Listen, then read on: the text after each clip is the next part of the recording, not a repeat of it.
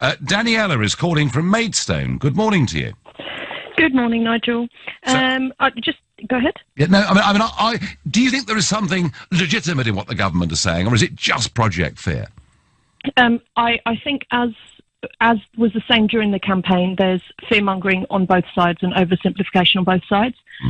The government does have a point in that, as we currently stand, we are unlikely to have a significant number of licensed medications available in this country because all our medications, be it human or veterinary, are licensed via the EU, and we still don't have a deal. So their argument for stockpiling medications at this stage is a valid one because, put simply, if we don't have insulin, diabetics will die. So I think they may have dramatized it. But Daniela, whatever registration, whatever regulatory authority oversees insulin, for argument's sake, if we haven't got enough, we can simply import it anyway, can't we? But it's not that simple. You're not going. The legalities around it are not as simple as let's just import it. It needs to be regulated, and so that's why I'm saying there's oversimplification on both sides. You're saying, "Oh, just import it," but it's not that simple. The government's saying we need to stockpile it. Well, actually, a deal needs to be done. Your other argument, I've just been listening to you talking about food, and you use the line farmers can produce cheaper food. Well, cheaper food invariably comes most of the time with lower welfare, and if you have lower welfare, particularly in animal production, you need more vets. As we currently stand, we're going to have a huge shortfall of vets when we leave, unless they allow us on the skills occupation list. So I appreciate... So why would we have a shortage of vets? Because currently we don't have enough vets in this country as it is, and we are propped up by the European vets that come in. No one's suggested throwing them out, have they? No, but if they're still not allowed to come in, we are going to end up with a shortage. As it currently stands, for example, for trade, for produce, for animal-related products, the minute we leave the EU, we are going to have a 300% shortfall in vets. And this is not me scaremongering, it's a fact.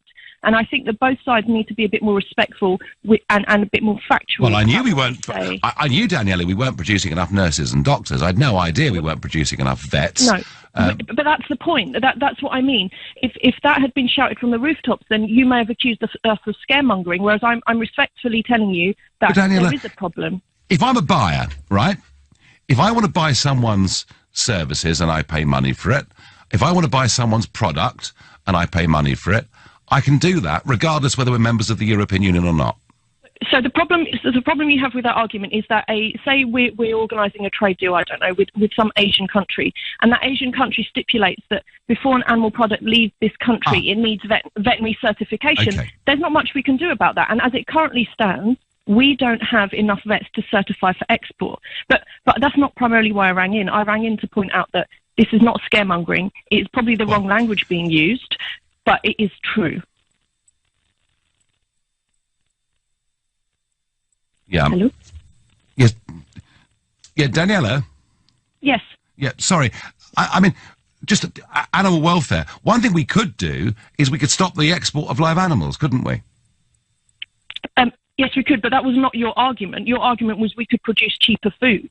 No, we could import cheap. No. We could have cheaper food. What I'm saying is we could buy food from Africa. We could buy food from all over the world without the current tariff that is put on. We could have cheaper food, but I accept your point. It could be a lowering of standards in terms of what we buy in the shops, and it could be bad news for British farmers. But look, Daniela, thank you. You've made your points. But I still, if we need vets, then we'll